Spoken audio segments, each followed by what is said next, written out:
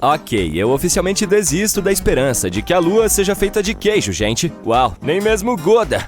A bola lunar brilhante, ou uma banana torta, ou a metade de uma moeda, dependendo da fase em que está, tem diferentes camadas em seu interior, assim como a Terra. Uma dessas camadas é chamada de núcleo interno. Há cerca de 20 anos, os cientistas estavam observando como a Lua girava. Usando esses dados, eles concluíram que ela tinha um núcleo externo fluido, mas o núcleo interno era difícil de ser estudado, então eles não sabiam se era sólido como uma rocha ou derretido como um líquido quente.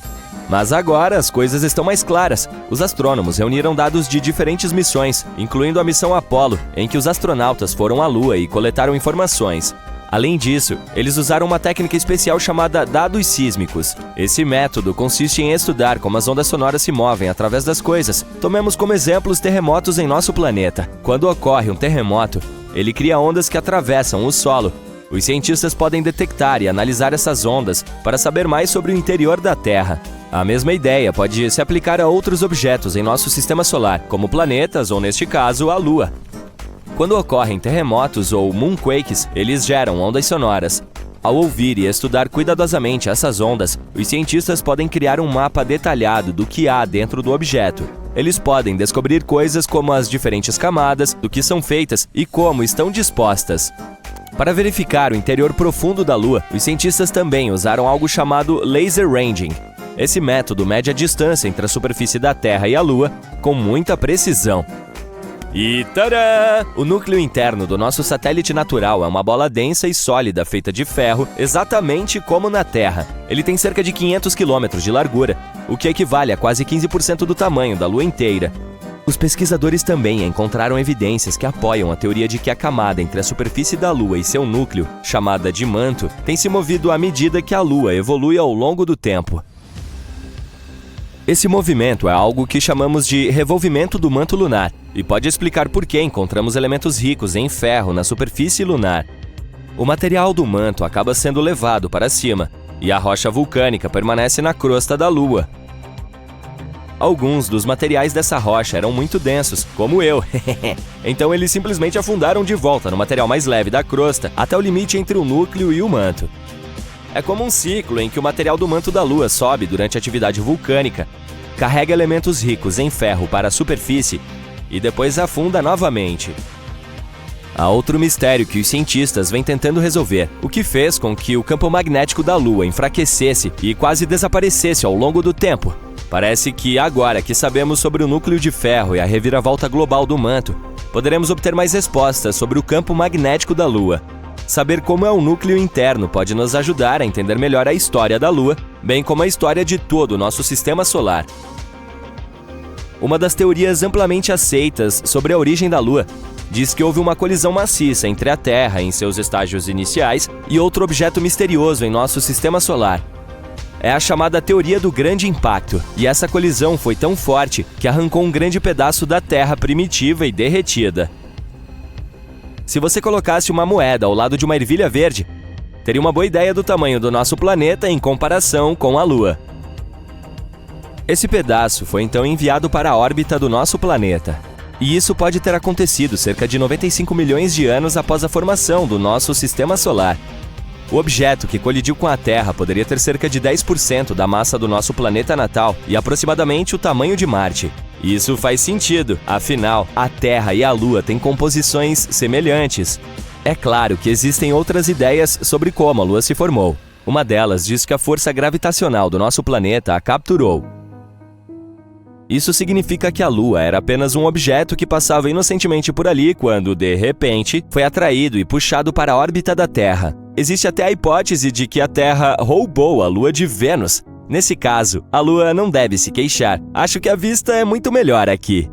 Então sim, a Lua e a Terra são semelhantes no que diz respeito a rochas e alguns minerais, mas a Lua não tem a mesma atmosfera do nosso planeta. Sua atmosfera é fina e consiste em alguns gases estranhos que incluem potássio e sódio, o que não é algo que se pode encontrar na atmosfera de Marte, Vênus ou Terra.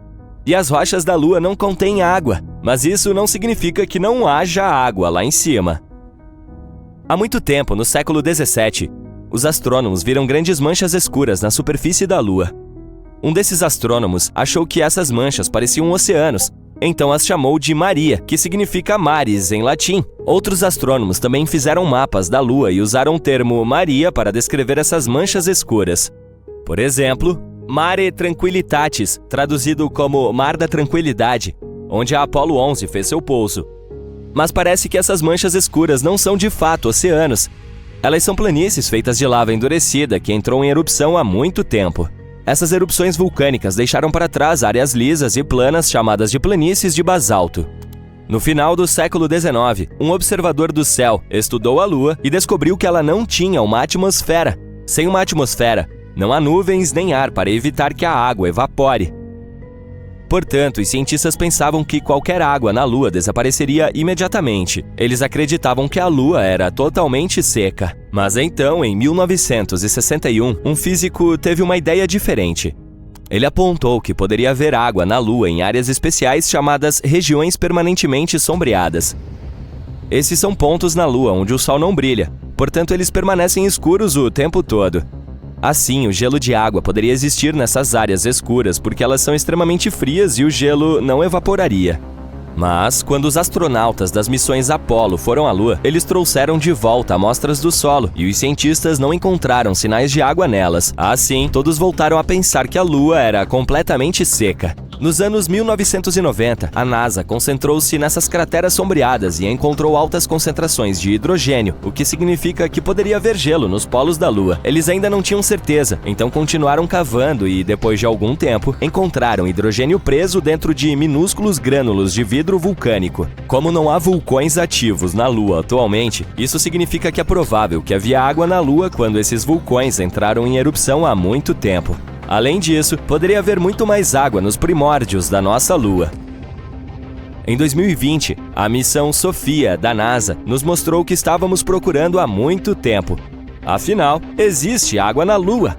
Acontece que a água está escondida entre os grãos de poeira lunar ou grudada na superfície nas áreas iluminadas pelo Sol da Lua. Portanto, não há oceanos como os que temos na Terra, mas pelo menos há alguma coisa.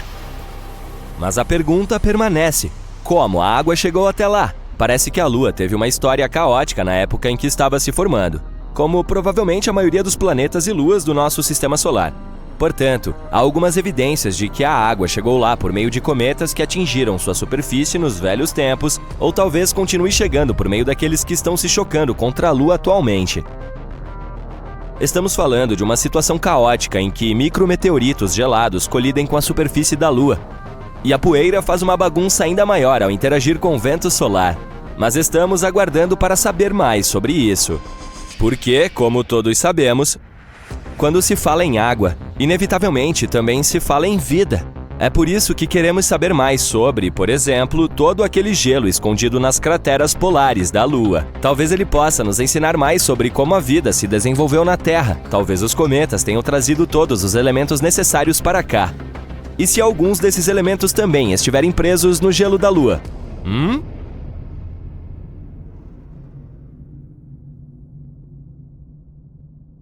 É normal que os planetas fiquem um pouco inclinados para o lado. A inclinação da Terra é de 23 graus, e é por isso que temos as estações. É verão quando a parte do mundo onde você está fica mais próxima do Sol. Também funciona da maneira oposta. É inverno quando você está na parte mais afastada dele. No entanto, Urano está inclinado mais do que o normal. Encontra-se em um ângulo de 98 graus, o que tem um enorme efeito em suas estações.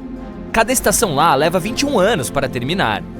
Algo para pensar na próxima vez que reclamarmos que o inverno parece durar para sempre. Aqui na Terra, medimos distâncias em minutos e horas, talvez até dias. Leva 10 minutos para caminhar até a casa do seu melhor amigo, ou 15 minutos para dirigir até o seu café favorito.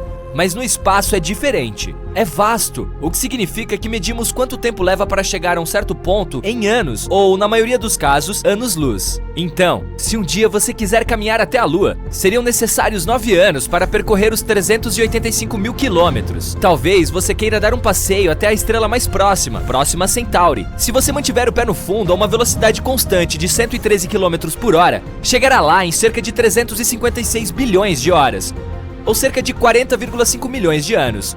Confie em mim, depois dos primeiros 20 milhões de anos, você estaria se perguntando por que ir até lá. Marte contém o maior vale que descobrimos até agora, Valles Marineris. é um sistema bastante impressionante de canyons de 4.000 quilômetros de comprimento. Isso é 5 vezes mais do que o Grand Canyon. Pesquisadores o detectaram pela primeira vez na década de 1970. Um banco de vulcões localizado do outro lado da cordilheira do Canyon provavelmente ajudou a formar este vale. Ainda não descobrimos um planeta completamente feito de diamantes, mas em alguns planetas, na verdade, chove diamantes. Em Júpiter e Saturno, gigantes gasosos do nosso sistema solar, tempestades de raios transformam abundante metano em fuligem, que também conhecemos como carbono. A fuligem cai e se transforma em grafite. O grafite, por sua vez, se transforma em diamantes com diâmetro de cerca de 1 centímetro. Antes de começar a descobrir como reservar uma viagem de campo para coletar diamantes, saiba que esses diamantes não duram. Depois que entram no núcleo do planeta, eles derretem. Já notou que se você olhar as estrelas 2 noites seguidas no mesmo horário, digamos às 21 horas, as estrelas ficam no mesmo lugar, mas a Lua não? Há 2 razões para isso. Primeiro, depende de que horas você vai observar as estrelas. Por exemplo, se você sair às 20 horas hoje e amanhã procurar por elas às 23 horas, verá a Lua em 2 lugares bem diferentes.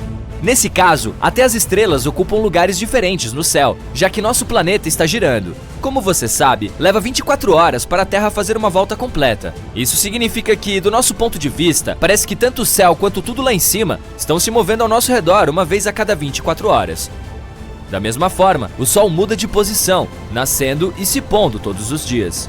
Então, se você sair 2 noites seguidas na mesma hora, na maioria dos casos, terá que esperar mais meia hora ou até mais até que a Lua volte à mesma posição da noite anterior.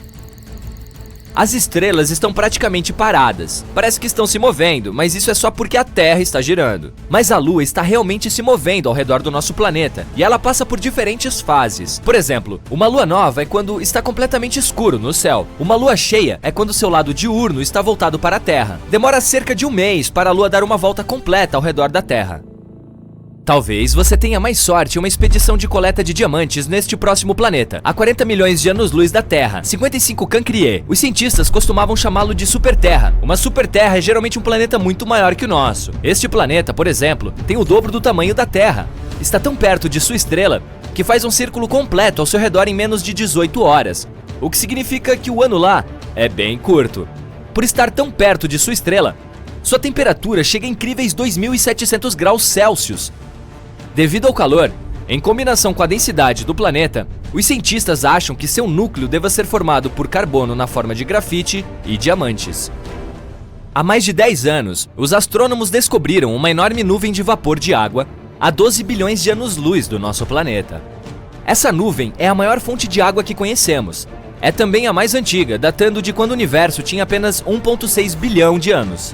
Agora tem 13,8 bilhões de anos. Cara, se eu tivesse começado uma poupança 12 bilhões de anos atrás, com os juros, eu teria uma pilha de dinheiro agora. Mas eu não estava por perto. De qualquer forma, essa nuvem é tão grande que detém 140 trilhões de vezes a quantidade de água em todos os oceanos do nosso planeta.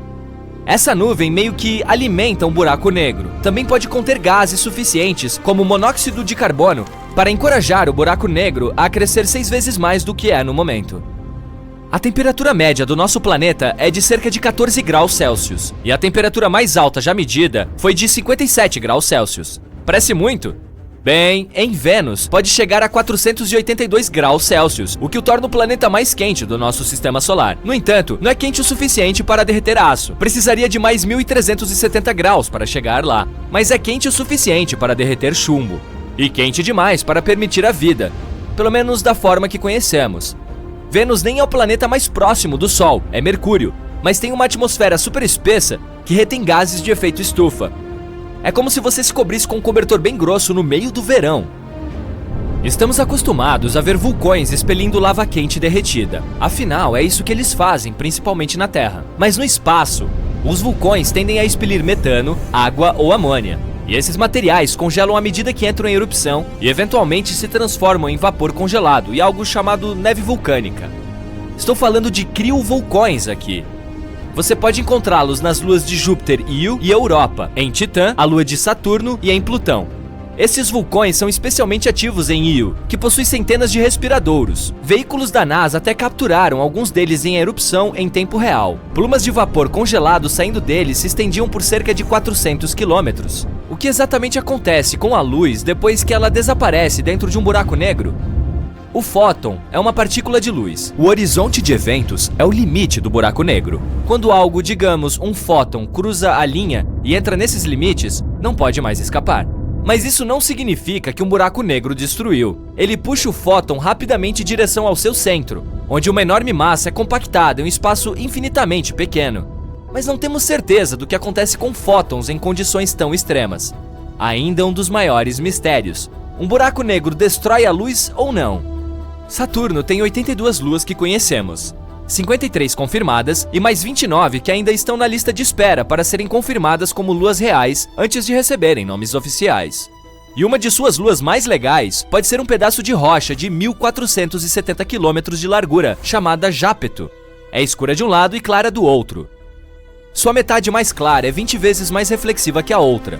Como se viu, o lado brilhante é o gelo, o lado escuro é um pouco mais complicado. Uma teoria diz que é escuro por causa de partículas vindas de outra lua, a chamada Feb. Outra teoria diz que pode ser devido ao calor. Como a lua está girando muito lentamente, seu material escuro está absorvendo o calor, o que a torna ainda mais escura. Quão grande você acha que um buraco negro pode se tornar? Em teoria, não podemos encontrar um limite para sua massa. Mas os astrônomos acreditam que os buracos negros ultramassivos, o MBHs, localizados nos núcleos de certas galáxias, têm, em sua maioria, até 10 bilhões de massas solares. Recentemente, eles até descobriram que esses UMBHs fisicamente não podem crescer muito mais do que isso, porque nesse caso, começariam a romper os discos de acreção que os alimentam. Dessa forma, eles meio que encheriam a fonte do novo material. A maioria das pessoas imagina o universo com uma cor entre água marinha e turquesa pálida. Até mesmo alguns pesquisadores pensaram que era assim. Se conseguiu determinar a cor cósmica, combinando a luz de mais de 200 mil galáxias dentro de 2 bilhões de anos-luz do nosso planeta. Mas a cor real é mais próxima do bege. Os pesquisadores entenderam tudo errado porque havia um bug no software. Sério? Ele converteu o espectro cósmico na cor que nossos olhos veriam, se fôssemos expostos a ele. A equipe definiu essa cor como um latte cósmico. Faça uma dose dupla para mim, com baixo teor de gordura e para levar, por favor. As pessoas param seus carros na estrada, saem deles e olham para cima maravilhadas. Nas cidades, todos saem para as ruas. As varandas e telhados das casas estão cheios de pessoas olhando para a lua chocadas. Ela está vermelha. Algumas pessoas gritam que é o fim do mundo, outras procuram abrigo. De fato, a lua branca de sempre agora parece que foi mergulhada em tinta vermelha. Não há necessidade de ter medo se você vir uma coisa dessas. Pelo contrário, curta a vista, pois você testemunhou um fenômeno astronômico raro. Esse é um eclipse lunar total. Aqui está o Sol. Ele fica no centro do nosso sistema solar. Mercúrio, Vênus e aqui estão a Terra e a Lua. A Terra leva 365 dias para orbitar em torno da estrela. Ao mesmo tempo, a Lua gira em torno da Terra e orbita completamente o nosso planeta em 27 dias. A Terra cria uma zona de sombra e, às vezes, a Lua passa por ela. A sombra é em forma de cone e gradualmente se estreita. A Lua está a 384 mil quilômetros de distância. Isso é como 9 comprimentos da linha do Equador. A essa distância, a largura da sombra é cerca de 2,6 vezes a largura da Lua. Quando a Lua está nessa zona, a luz solar direta não a atinge. Ou seja, ela deveria ter desaparecido, mas em vez disso, fica vermelha. Tudo porque os raios do Sol passam pela atmosfera da Terra. Eles se espalham e a maior parte da luz azul desaparece, mas os raios vermelhos e laranja continuam e atingem a superfície da Lua. Pronto, você vê um fenômeno chamado lua de sangue. A propósito, essa curvatura da luz ocorre ao pôr do Sol e ao amanhecer. A atmosfera dispersa a luz azul e você vê um céu vermelho e laranja.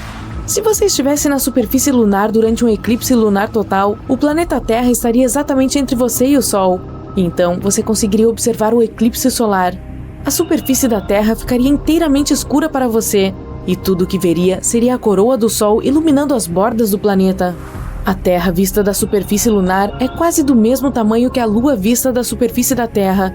Esse eclipse vermelho da Lua é raro porque vários fatores devem coincidir. Um deles é que a Lua deve estar cheia. Normalmente, você pode ver 2 eclipses lunares totais por ano. Em 2038, você poderá ver 4 desses eclipses. E o eclipse em si pode durar até 108 minutos. Mas isso é raro, e a última vez que uma lua de sangue tão longa foi vista foi no ano 2000. Muitos anos atrás, as pessoas não sabiam tantos fatos sobre o nosso satélite, e a visão de uma lua vermelha as assustava. Era tipo um mau sinal e um prenúncio de problemas. As pessoas que conheciam o calendário dos eclipses podiam aproveitá-los. Por exemplo, Cristóvão Colombo tinha um almanaque astronômico e sabia quando ocorreria o próximo eclipse lunar. Ele assustou os habitantes das ilhas do Caribe quando previu a lua vermelha. Uma vez, há 4,5 bilhões de anos atrás, a lua estava uma bola vermelha de lava. Este é o nosso sistema solar. Ele é cheio de poeira e asteroides que estão constantemente se esbarrando, jogando tipo um bilhar espacial. Essa é a Terra. Ela está recém começando a esfriar dos constantes impactos de asteroides e cometas. Mas então, Theia aparece no horizonte. Um planeta do tamanho de Marte.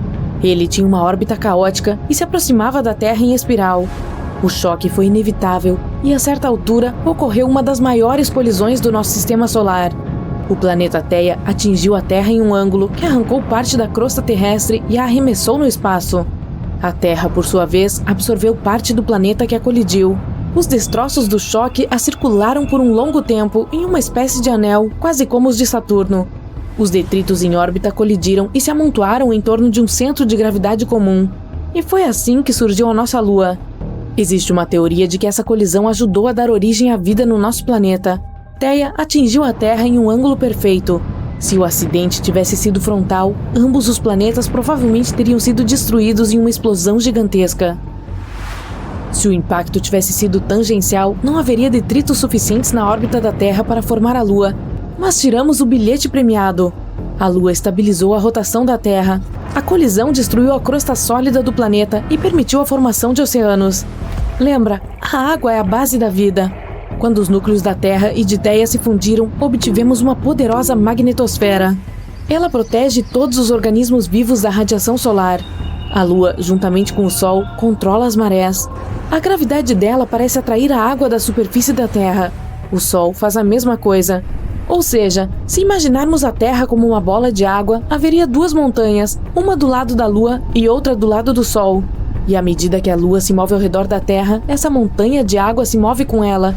Se você estivesse em mar aberto com uma trena, veria que a Lua atrai a água para si em torno de 10 a 15 centímetros. A Lua está gravitacionalmente presa com a Terra. É por isso que ela está sempre voltada para nós com um lado, como o Mercúrio e o Sol. Mas a Lua não fica parada. Ela está gradualmente se afastando do nosso planeta, cerca de 4 centímetros por ano. Não logo, mas em cerca de 600 milhões de anos, ela terá diminuído tanto no nosso céu que não conseguiremos mais ver eclipses lunares. Você vê essa cratera? É Tycho. Ela é visível durante a lua cheia por causa desses raios brilhantes que se estendem a milhares de quilômetros do epicentro dela. Essa é a cratera mais jovem da Lua. Os cientistas dizem que ela apareceu lá devido ao impacto de um meteorito há cerca de 109 milhões de anos. Naquela época, os dinossauros estavam vagando pela superfície do nosso planeta e podem ter visto o impacto. Provavelmente, ele foi acompanhado de uma grande explosão e parecia uma saudação no céu noturno.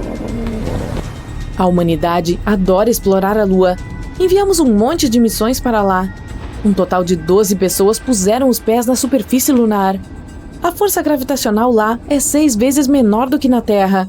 Portanto, se uma pessoa no nosso planeta pesa em média 80 quilos, na superfície da Lua a balança mostraria apenas 13 quilos, como o peso de um cachorro médio. É por isso que os astronautas se moviam, pulavam e caíam de maneira tão estranha lá. E você seria 6 vezes mais forte na superfície da Lua. Aqui na Terra, uma pessoa em média consegue levantar cerca de 60 quilos. Mas na Lua, você conseguiria erguer uma motocicleta grande ou um urso cinzento. A superfície lunar é coberta com regolito, que é a poeira lunar que cobre o solo. Essa poeira é boa para preservar as pegadas. Aqui está a pegada mais famosa, que deu origem a muitas teorias malucas. Essa é a pegada, e aqui está o sapato que a deixou. Mas o sapato é completamente plano. Isso é explicado de forma simples. Os astronautas usavam botas extras para caminhar na superfície lunar, que tem exatamente o tipo de sola que deixou essas marcas. Além das pegadas, deixamos muitos objetos fascinantes na Lua. Vários astromóveis lunares, uma bola de golfe, bandeiras e resíduos humanos. Há também muitos satélites estragados e partes de foguetes.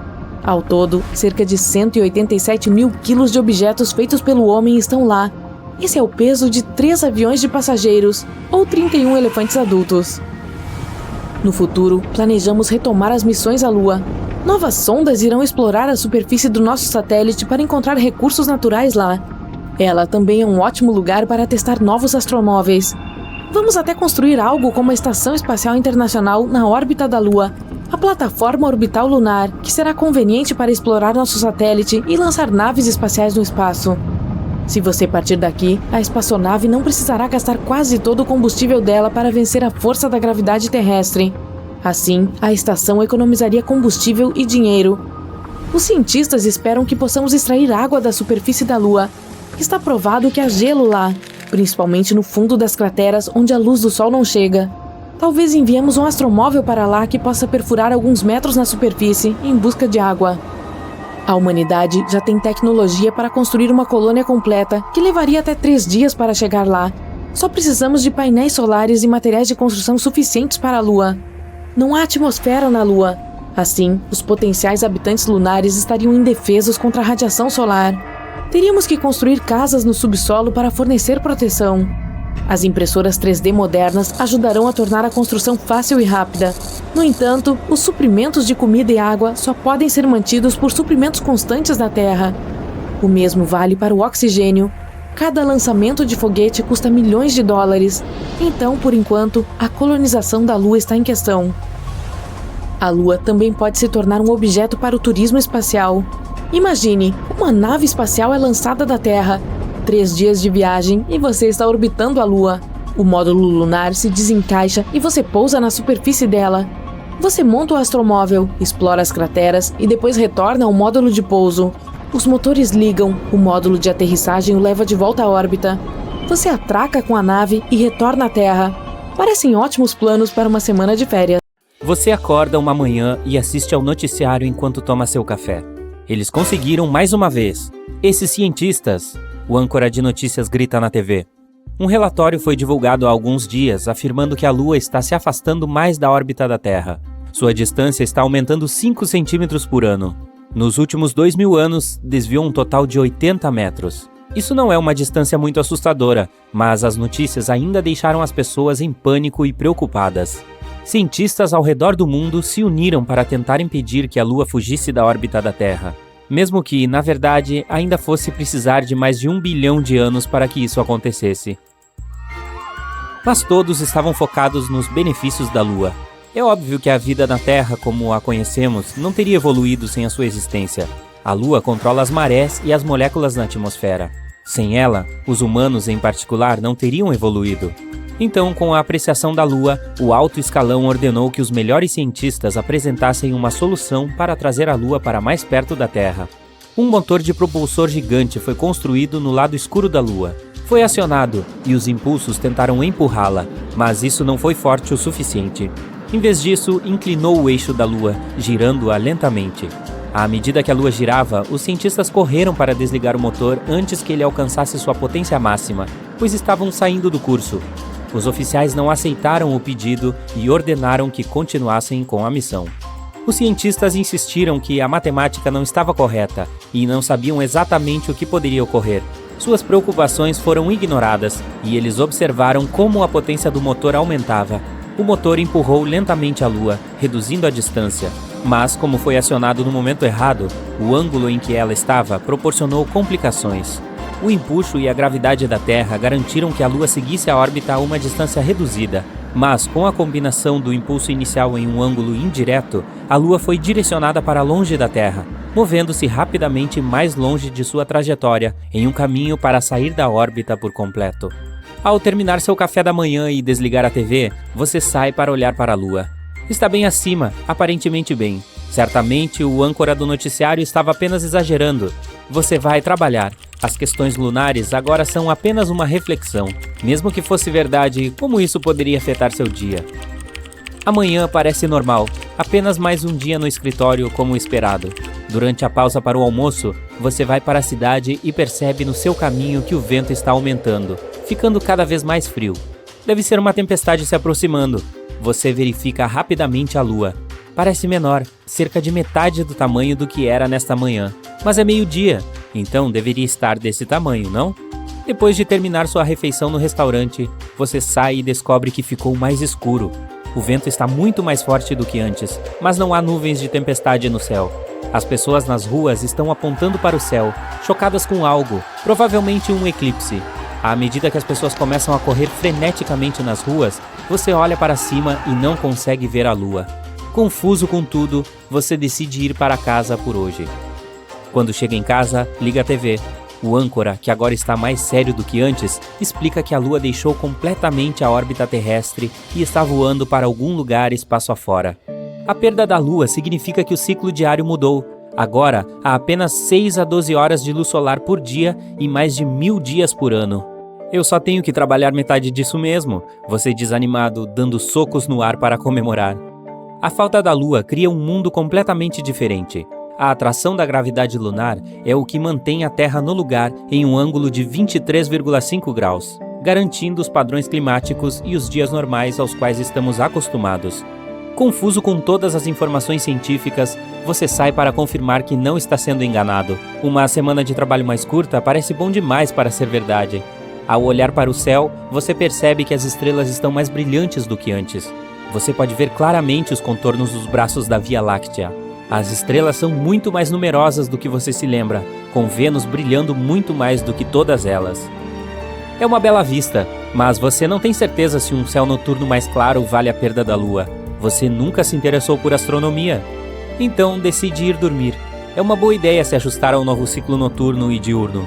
Você ajusta seu alarme para 2 horas. Isso deve ser o suficiente, você diz para si mesmo feliz. Afinal, amanhã é sábado. Você precisa acordar cedo para surfar e pegar aquelas ondas da maré alta. Você acorda, junta suas coisas e dirige até a praia. As notícias no rádio explicam algumas questões sobre como a Terra agora está mais indefesa contra asteroides sem a Lua. Depois, falam sobre alguns problemas com as marés, algo sobre como a maré agora é 1/3 do tamanho que costumava ser antes. Você não tem certeza de como isso pode afetar as ondas. Talvez isso signifique que elas serão maiores.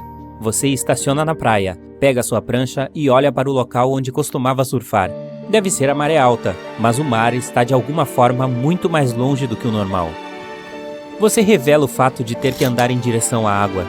Depois de uma longa caminhada entusiasmada em direção às ondas retorcidas, seu humor muda à medida que você se aproxima, olhando fixamente para as ondas pequenas. Chateado, vai para casa. Enquanto dirige, você ouve as notícias e presta mais atenção às informações. No lugar de estações bem definidas, existem apenas padrões climáticos erráticos. Os ventos são mais rápidos e fortes, criando tempestades mais poderosas e, em alguns lugares, há apenas condições estagnadas. O Equador nem sempre é mais quente.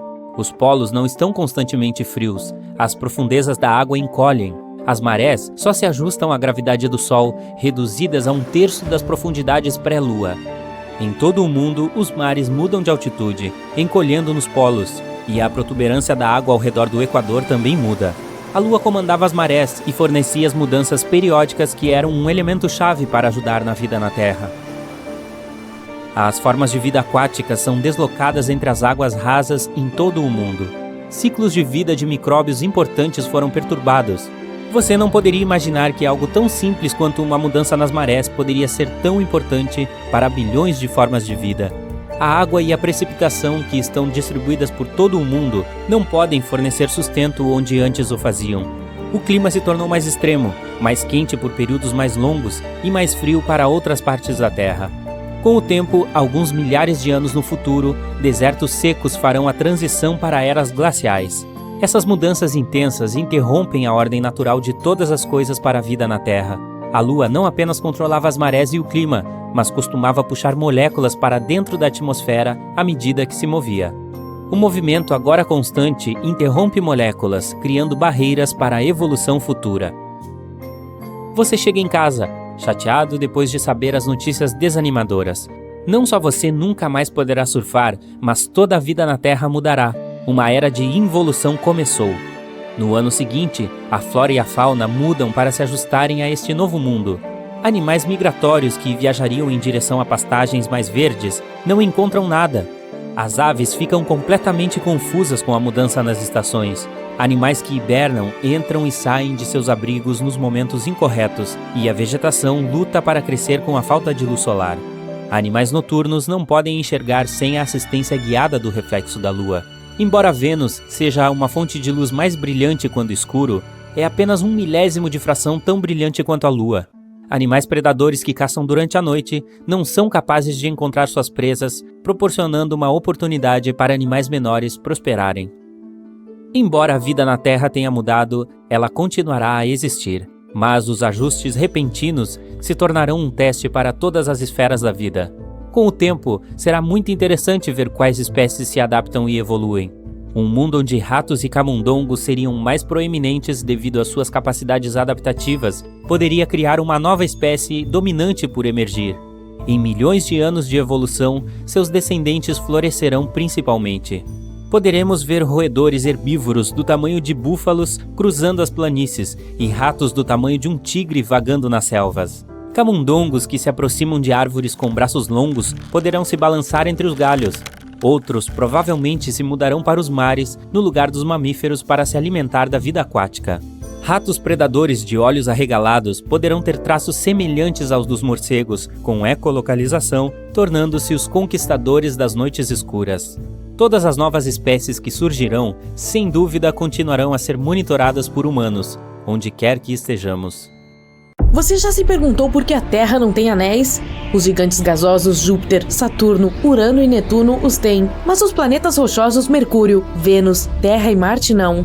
Duas teorias diferentes explicam como os sistemas de anéis se desenvolveram. A primeira diz que os anéis podem ter se formado a partir de detritos que datam do momento em que um determinado planeta estava se formando. Ou, como diz a segunda, eles podem ser os restos de uma lua destruída em uma colisão ou pela atração gravitacional de seu planeta-mãe. Os cientistas ainda não sabem por que os gigantes gasosos têm anéis, mas acreditam que pode ser porque se formaram no sistema solar externo. Planetas rochosos se formaram na área interna do nosso sistema solar e por isso estavam mais protegidos de possíveis impactos e colisões que poderiam ter formado anéis ao seu redor. Ou a razão é que planetas maiores têm um volume maior, o que permite que um sistema de anéis permaneça estável. Alguns cientistas acreditam que o nosso planeta tinha um sistema de anéis há muito tempo. Em seu estágio inicial, um objeto do tamanho de Marte atingiu a Terra, e isso provavelmente resultou em um denso anel de detritos. Mas esse sistema de anéis logo se aglutinou, e foi assim que a nossa Lua se formou. Há mais de 10 anos, em 2011, os astrônomos encontraram uma enorme nuvem de vapor de água a cerca de 12 bilhões de anos-luz do nosso planeta. Essa nuvem é a fonte de água mais antiga que conhecemos. Data de quando o universo tinha apenas 1,6 bilhão de anos. Atualmente, tem 13,8 bilhões de anos. Essa nuvem incomum também é a maior fonte de água que conhecemos. Ela contém 140 trilhões de vezes a quantidade de água que a Terra contém em seus oceanos. É gigante! O interessante é que essa nuvem de vapor está meio que alimentando um buraco negro. Pode conter gases como monóxido de carbono em quantidade suficiente para ajudar esse buraco negro a crescer até 6 vezes mais do que o seu tamanho atual. Todos sabemos que a Terra tem uma Lua, mas tem outros 2 asteroides, 3.753 Scrutiny e 2002 AA29, bloqueados em ressonância orbital com o nosso planeta. O primeiro, na realidade, não circula ao redor da Terra, mas tem algum tipo de órbita sincronizada com o planeta, e é por isso que parece que está seguindo a Terra em uma órbita estável, enquanto tem seu próprio caminho específico ao redor do Sol. O outro, 2002 AA29, segue uma órbita em ferradura ao redor do nosso planeta. Seu caminho específico aproxima esse asteroide de nós a cada 95 anos. Você deve pensar que Netuno é um lugar extremamente frio e escuro. Afinal, é um gigante de gelo a 4,5 milhões de quilômetros de distância do Sol. Não há muita luz solar lá, então o meio-dia em Netuno é semelhante ao crepúsculo em nosso planeta. Esse gigante de gelo parece estar criando seu próprio calor. Para ser mais precisa, 2,6 vezes mais calor do que recebe do Sol. Isso provavelmente tem a ver com a pressão perto do núcleo do planeta. Ela aumenta e libera hidrogênio, que mantém o centro de Netuno a uma temperatura extrema de 5.150 graus Celsius, mas sua atmosfera ainda é bastante fria. Varia entre cerca de menos 150 e menos 200 graus Celsius. Qual é a forma que vem à sua mente quando alguém menciona tempestades? Provavelmente ovais longas de furacões e tornados cônicos. Isso é algo que vemos na Terra. No Polo Norte de Saturno, tem uma tempestade que dura pelo menos os últimos 40 anos e tem uma forma hexagonal. Essa forma tão estranha provavelmente tem algo a ver com o gás turbulento de Saturno, ou talvez até mesmo com jatos zonais que se estendem por muitos quilômetros até uma região de pressão extremamente alta. Você já se perguntou por que os planetas não brilham enquanto as estrelas brilham? Se você estivesse lá fora, no espaço, não as veria cintilando. A razão pela qual vemos estrelas cintilando é devido à atmosfera da Terra. A luz do tamanho de um alfinete proveniente de uma estrela atinge a atmosfera. A atmosfera então a refrata, o que faz com que a luz faça um zigue-zague. Isso é o que percebemos como brilho. Planetas parecem muito maiores para nós do que apenas alfinetes. E sim, a luz deles zigue-zagueia depois de atingir a atmosfera também. Mas esses movimentos se cancelam, e é por isso que não vemos a cintilação, mas apenas um brilho constante. Em algumas regiões, você pode esperar grandes mudanças de temperatura. Por exemplo, em Montana, onde em um único dia as temperaturas foram de menos 48 para 7 graus Celsius. Parece muito, mas ainda não é nada em comparação com Mercúrio, onde as temperaturas tendem a variar mais do que 540 graus Celsius em um único dia. Elas atingem cerca de menos 170 graus Celsius à noite e eventualmente sobem para 430 graus durante o dia. Imagine o guarda-roupa que você precisaria preparar para uma única visita de 24 horas a Mercúrio. Por que a atmosfera do nosso planeta natal não desaparece no vácuo do espaço? Mesmo que não possamos vê-las, as moléculas de gás e vapor que formam a nossa atmosfera têm massa. Assim sendo, todas essas moléculas sentem a atração gravitacional da Terra, assim como nós. Elas poderiam escapar, é verdade, se tivessem energia suficiente. Por exemplo, se nosso planeta estivesse mais perto do Sol, a atmosfera seria mais quente e suas moléculas poderiam fugir mais facilmente. Mas, felizmente, a Terra está na distância certa do Sol e tem massa suficiente para manter sua atmosfera no mesmo lugar. Quando você pensa em vulcões, provavelmente imagina lava quente e derretida saindo deles. Pelo menos é assim que funciona na Terra. No espaço, os vulcões podem vomitar metano, água ou até amônia. Lá em cima, um vulcão também pode vomitar materiais específicos que congelam à medida que entram em erupção. Então eles se transformam em vapor congelado e algum tipo de neve vulcânica. É uma coisa comum nas luas de Júpiter, Europa e Io, em Plutão e na lua de Saturno, Titã. Eles são chamados de criovulcões e Io tem alguns extremamente ativos. Lá você veria centenas de aberturas cuspindo vapor congelado que tendem a se estender por cerca de 400 quilômetros, e os veículos da NASA até capturaram algumas erupções em tempo real. Bum! Planetas, luas, asteroides, cometas, estrelas, todos eles podem colidir, e galáxias também. Nossa galáxia, a Via Láctea, fica a 2,5 milhões de anos-luz de Andrômeda, nossa vizinha galáctica mais próxima.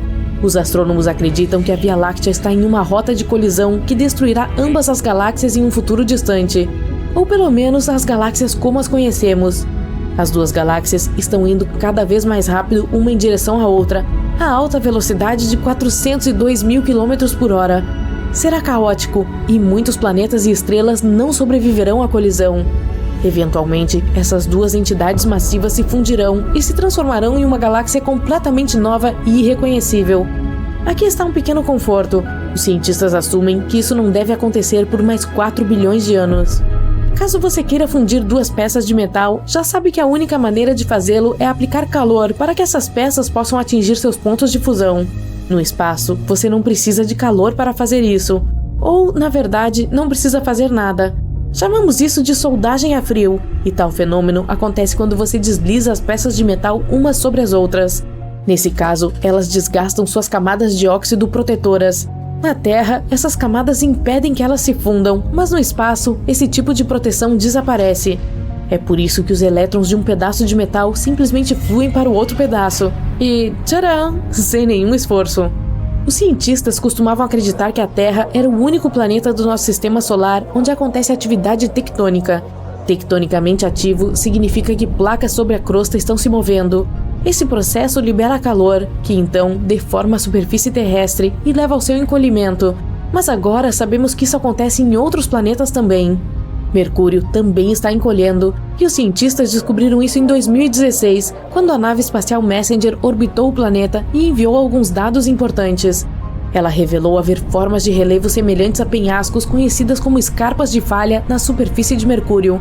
Como essas falhas são relativamente pequenas, elas provavelmente não se formaram há muito tempo. Isso significa que Mercúrio ainda está contraindo, mesmo 4 bilhões e meio de anos após a formação do nosso sistema solar. A grande mancha vermelha de Júpiter também está encolhendo. É uma enorme tempestade na superfície do planeta. É avermelhada, um pouco oval e com mais de 16.360 quilômetros de largura. Sim, é grande o suficiente para engolir a Terra. E agora está lentamente encolhendo há alguns séculos. A grande mancha vermelha é apenas uma das muitas tempestades de alta pressão que ocorrem em Júpiter devido a todos os gases presentes lá, algo que classifica Júpiter como um gigante gasoso. Mas só porque está encolhendo, não significa que a grande mancha vermelha vai desaparecer tão cedo. Ela está ficando cada vez mais alta. A tripulação espacial estava se preparando para o lançamento há mais de 3 anos. Os preparativos para o pouso no estranho planeta incluíam a coleta e o estudo de amostras de rochas do Grand Canyon, a exploração de antigas formações vulcânicas na área de testes de Nevada e a investigação de respiradouros de gás e lava, lagos de lava e crateras em vários locais no Havaí. Para poder resistir às condições da microgravidade, os tripulantes aprenderam a andar em sentido oblíquo, sendo amarrados e suspensos pelas laterais e tentando se mover ao longo das paredes. Tiveram que testar seus limites por meio de dietas intensivas e regimes de sono para garantir que ficariam seguros no espaço sideral. Levaram 3 dias, 3 horas e 49 minutos para chegar à superfície desse novo mundo em um lugar chamado Mar da Tranquilidade. Eles poderiam ter ido para o Oceano das Tempestades ou para a Baía Central, mas escolheram este lugar para pousar, pois tinha boa visibilidade e era relativamente regular e facilmente alcançável com o mínimo de propelente possível. Uma das primeiras coisas que notaram quando chegaram lá foi que, bem, o lugar cheirava mal. Isso pode parecer com o começo de uma história de ficção científica, mas na verdade é o verdadeiro relato sobre como a missão Apollo 11 pousou na Lua em 20 de julho de 1969. Desde então, a Lua teve 12 visitantes humanos até hoje. Pensamos nela como nossa vizinha espacial, mas ainda há muito que não sabemos sobre esse misterioso satélite. E isso não deve surpreender, já que a Lua está sempre nos mostrando a mesma face. Isso porque a Terra e seu único satélite natural permanente estão em rotação síncrona, o que nos faz pensar que ela está sempre permanentemente imóvel. A verdade é que ela não está em uma posição fixa, e na verdade ela está se afastando cada vez mais da Terra, 3,8 centímetros a cada ano. Acredite ou não, a Terra e a Lua, embora estejam a 384.400 quilômetros de distância, influenciam profundamente uma a outra. Enquanto a Lua é parcialmente responsável pelas marés dos mares e oceanos na superfície do nosso planeta, nossa Terra é realmente a causadora de movimentos na Lua. Eles são chamados de terremotos lunares, ou lunamotos, e duram muito mais do que terremotos, alguns deles chegando a até meia hora. A Lua pode parecer perfeitamente redonda para nós em uma noite quente de verão, mas ela é, na verdade, oval. A forma de limão é causada pela atração gravitacional da Terra. Quando se trata de vestígios de humanos, a nossa Lua tem mais do que pegadas. Em 1969, astronautas americanos deixaram muitos objetos na superfície do nosso satélite, como 2 bolas de golfe, um desenho do famoso artista Andy Warhol e uma mensagem da própria rainha Elizabeth II. Uma das últimas pessoas a pisar na Lua até hoje foi um astronauta chamado Eugene Cernan. Ele rabiscou as iniciais de sua filha na superfície lunar em 1972. Como parece que não há vento ou qualquer outro tipo de mudança climática lá, as letras TDC podem ficar lá para sempre. Na verdade, é possível ser alérgico à Lua. Harrison Jack Schmitt, um astronauta da missão Apollo 17, passou um tempo no Vale do Mar da Serenidade. Depois subiu de volta ao módulo lunar da tripulação e ficou um pouco de poeira lunar nele. Assim que tirou o traje espacial, ele ficou com os olhos vermelhos, espirrando e com outras reações alérgicas que duraram 2 horas. Como está tão perto de nós, estabelecemos que a Lua tem um fuso horário próprio. Nós o chamamos de tempo lunar padrão, mas ele não corresponde ao tempo na Terra. Para ter um equivalente, a explicação é um pouco mais complexa, mas em termos simples, um ano na Lua é dividido em 12 dias. Cada um desses dias recebeu o nome de um astronauta diferente que andou por lá. A data de início deste calendário coincide com o momento em que Neil Armstrong caminhou na superfície do nosso satélite. Assim, o dia 1º do ano lunar 1 começou em 21 de julho de 1969, às 2 horas, 56 minutos e 15 segundos do tempo universal. Como a Lua tem uma atmosfera muito fina, ela tem temperaturas bem malucas, tanto quentes quanto frias, que podem ir até 93 graus Celsius. Ao longo dos polos lunares, no entanto, a temperatura fica sempre em torno de menos 240 graus Celsius. Os humanos sempre tentaram traçar uma conexão entre o nosso satélite natural e a Terra, chegando a explicações do porquê que a existência da Lua nos influencia tanto.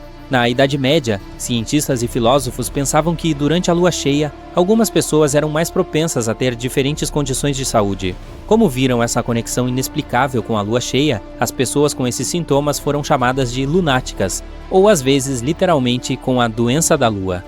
Os humanos não são as únicas criaturas que vivem na Terra que são afetadas pelos ciclos lunares. Os donos de cães são 28% mais propensos a levar seu animal de estimação para a emergência veterinária durante a lua cheia.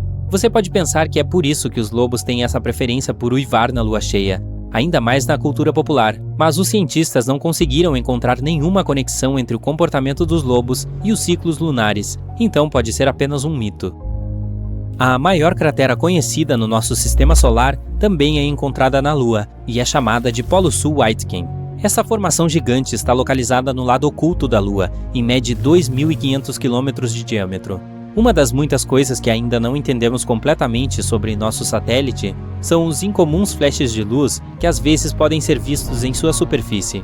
Os cientistas chamam essas explosões de fenômenos lunares transientes, com a sigla TLP em inglês, e foram vistas em todo o mundo por séculos. Um dos primeiros casos relatados de TLP foi em 1178, quando monges de Canterbury afirmaram ter visto uma tocha flamejante na superfície da Lua depois que o Sol se pôs. TLP não significa simplesmente flashes de luz. Relatórios também detalharam outros eventos incomuns, como névoas gasosas, colorações avermelhadas, verdes, azuis ou violeta, ou mesmo o escurecimento de certos locais na Lua. Será que algo estranho está acontecendo com a nossa Lua? Isso está iniciando ou começamos a perceber isso com os novos equipamentos de estúdio espacial que temos hoje?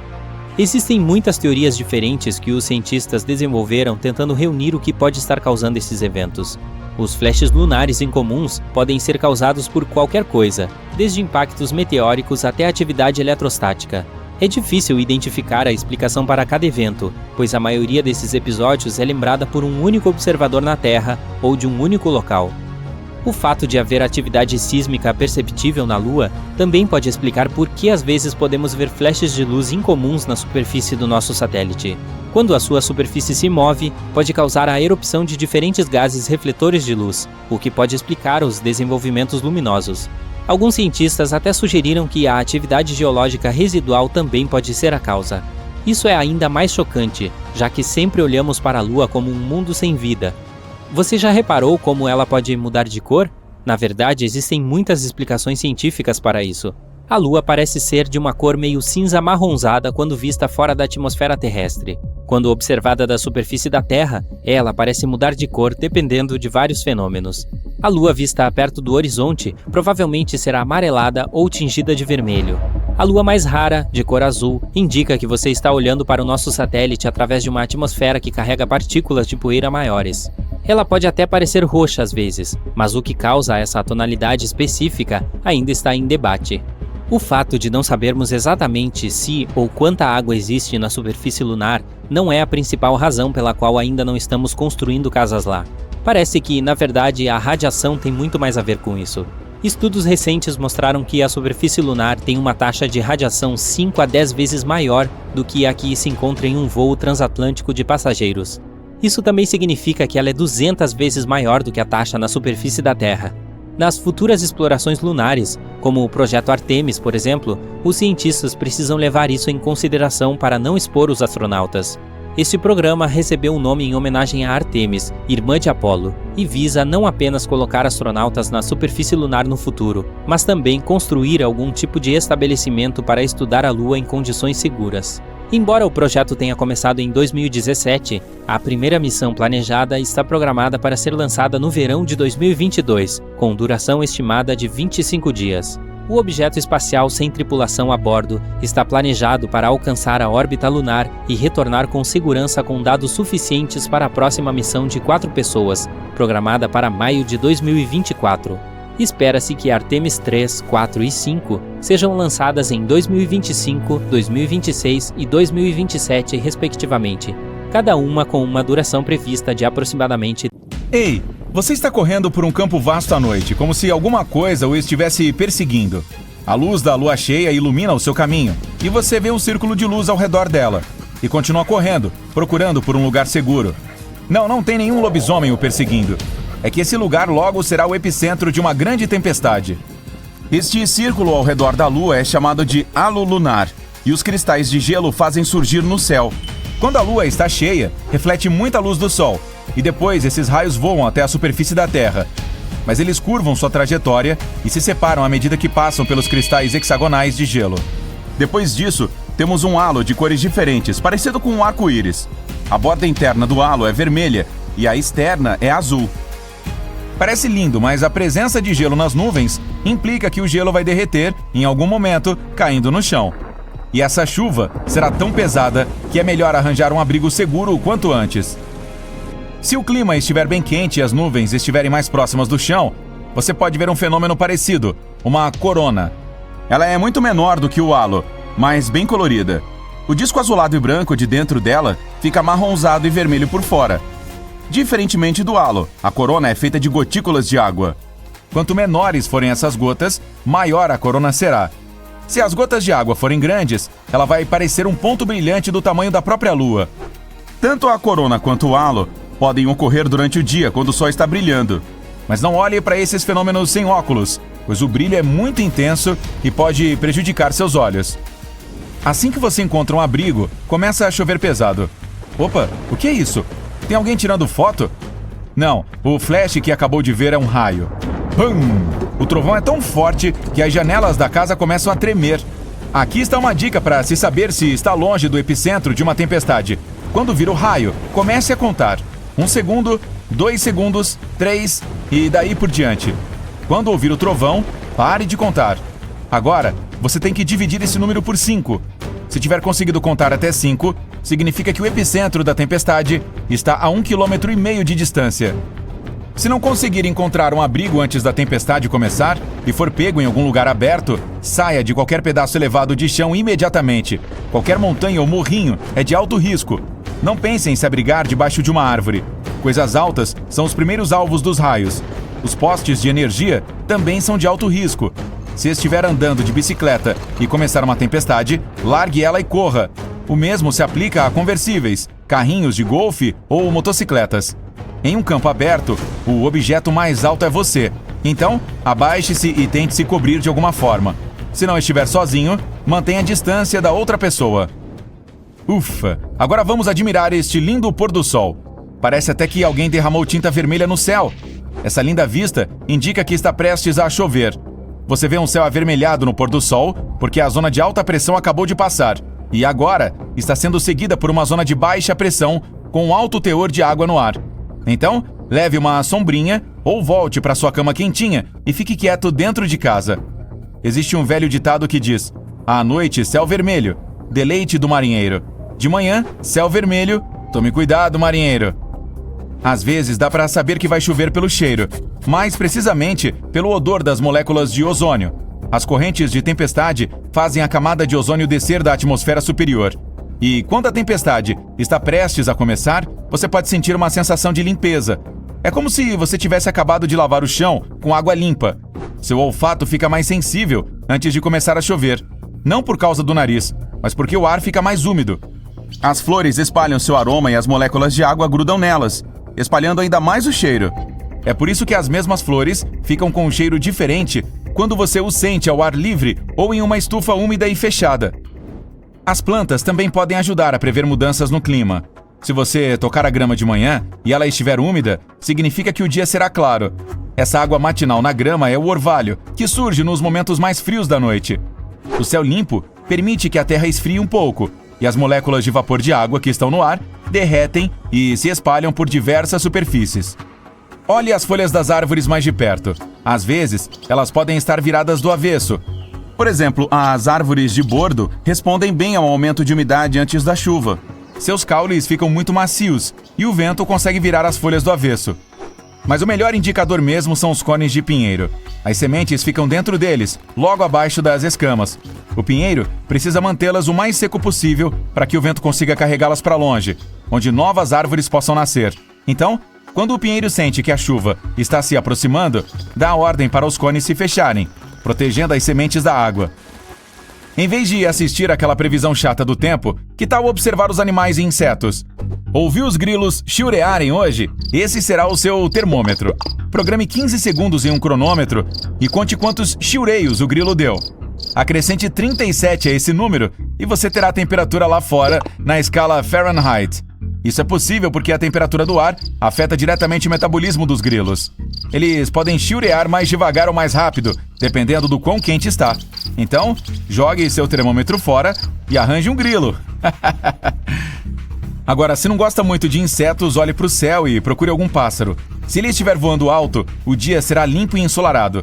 Mas antes de chover, a pressão do ar impede que as aves voem alto.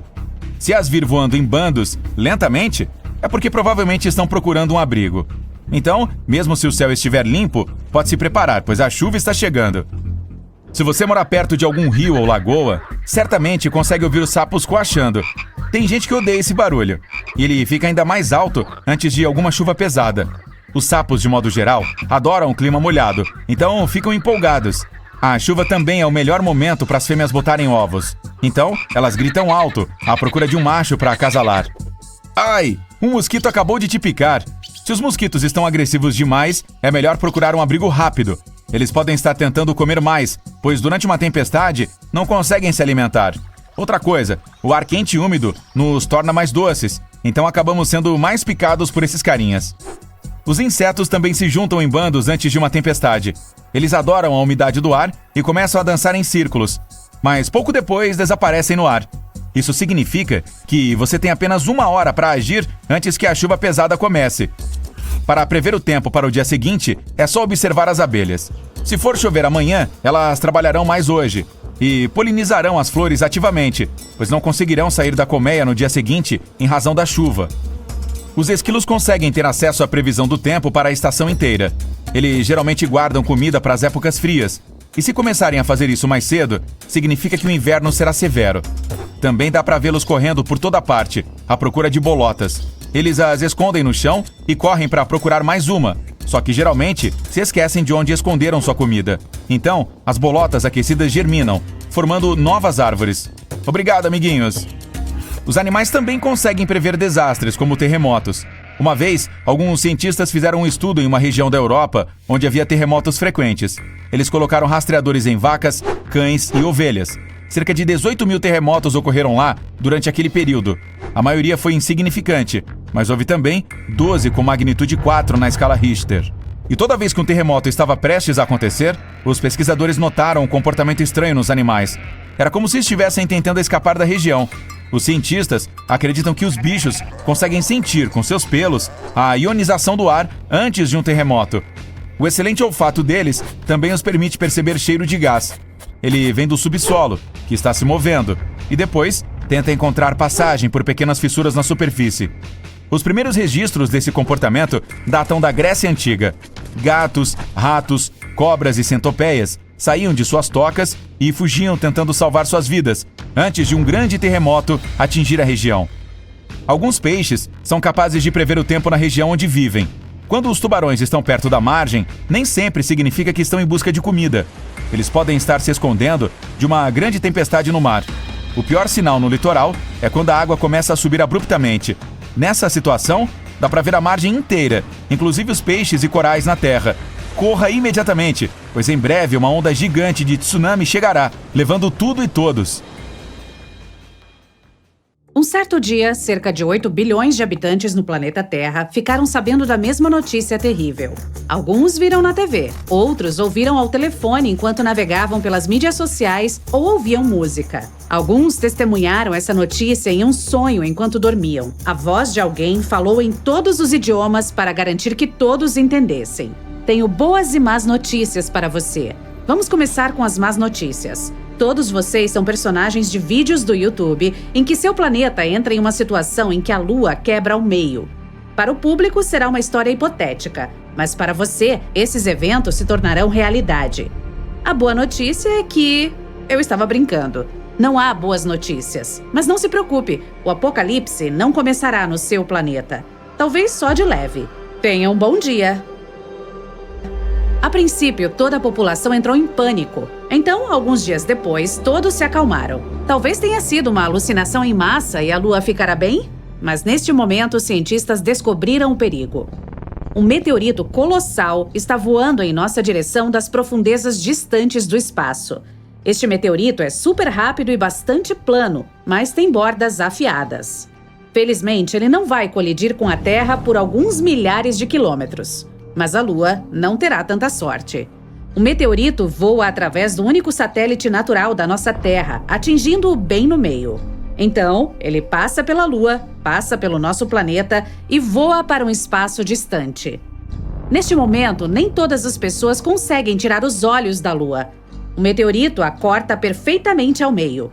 Gentilmente, claramente, de forma indolor. Então, o que devemos fazer agora? A Terra sobreviverá a isso?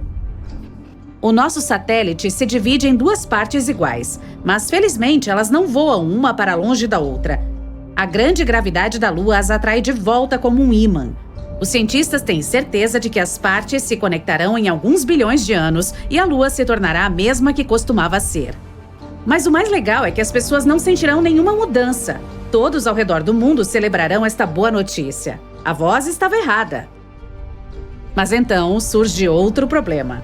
Um enorme meteorito na forma de um sapato está voando do espaço mais profundo em nossa direção. Ele entra em nosso sistema solar e se aproxima da Terra em alta velocidade. A bota espacial atinge metade da Lua e depois voa para longe.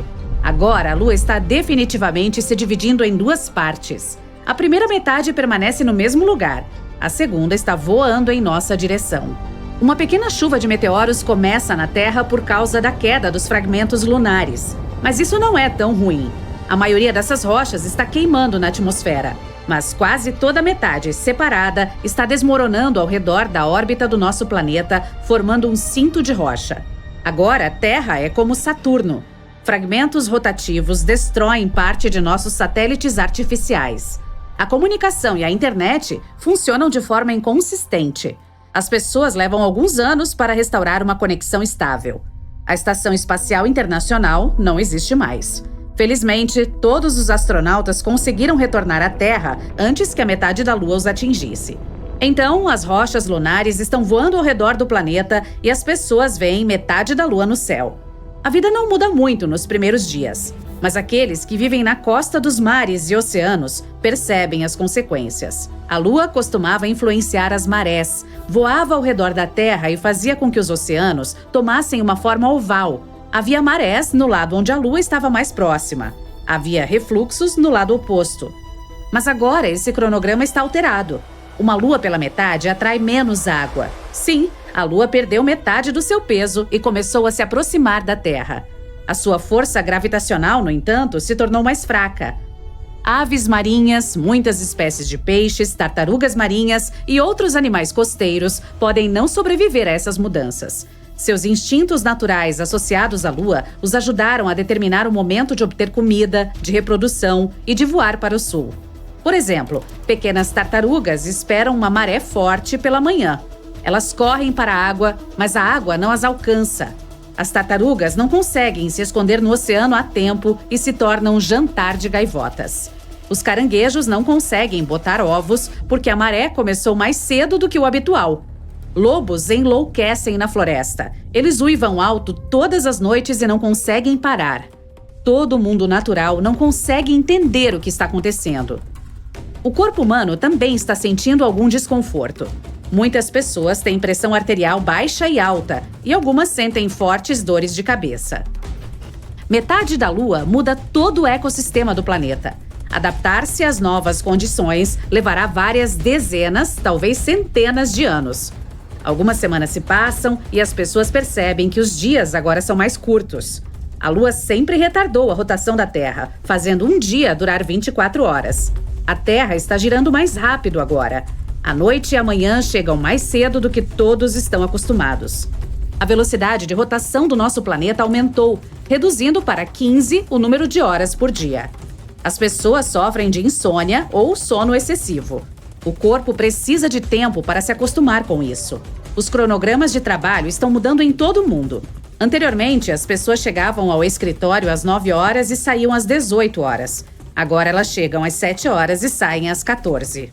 O tempo de sono ficou mais curto e as pessoas estão muito tristes por causa disso. O progresso diminui devido ao curto tempo de trabalho. As tecnologias do futuro estão agora de 20 a 30 anos atrasadas. O pagamento por hora permanece o mesmo, então os chefes agora pagam menos por menos horas de trabalho. A Lua inteira estabiliza o tempo e o clima do planeta. Olhe para Marte. Tem 2 pequenas luas. Elas giram rapidamente em torno dele e balançam Marte em torno de seu eixo. Como resultado, ventos fortes, tempestades de areia e temporais geralmente acontecem no planeta vermelho. Agora, a metade da Lua que se aproximou de nós tira a Terra da sua rotação estável. Isso muda as temperaturas sazonais no mundo. Fica ainda mais quente em lugares quentes e tempestades de neve acontecem em regiões frias. Chuvas fortes e curtas em vez de tempo ensolarado. Uma brisa típica pode se transformar em um furacão e pequenas ondas em um tsunami. As estações estão mudando mais rapidamente agora. Os invernos são mais frios e os verões são mais quentes. Alterar a rotação do planeta afeta o campo magnético da Terra. Como os sistemas de bússola e navegação estão instáveis agora, precisamos recalcular onde estão o norte e o sul. Os pássaros não conseguem voar para o sul para esperar o inverno, já que não sabem em que direção voar. Sua bússola interna não está funcionando. Várias centenas de anos se passaram. As pessoas estão totalmente acostumadas com as novas condições na Terra. Novas espécies de animais e peixes apareceram. Os pássaros podem navegar pelo céu com o auxílio da Lua novamente. A economia do planeta foi restaurada. Os salários por hora se tornaram mais altos. As pessoas agora dormem o suficiente, de 5 a 6 horas por dia, e trabalham por 4 a 5 horas. A redução do dia e da noite também afetou a indústria do entretenimento. Os filmes agora duram 1 hora. Um episódio típico de algum seriado dura 30 minutos. A vida fica mais rápida. Uma pessoa comum agora vive até os 96 anos de idade. Na verdade, a passagem do tempo não mudou nada. Seu cálculo, sim. Vários milhares de anos se passaram. As pessoas parecem diferentes. Agora elas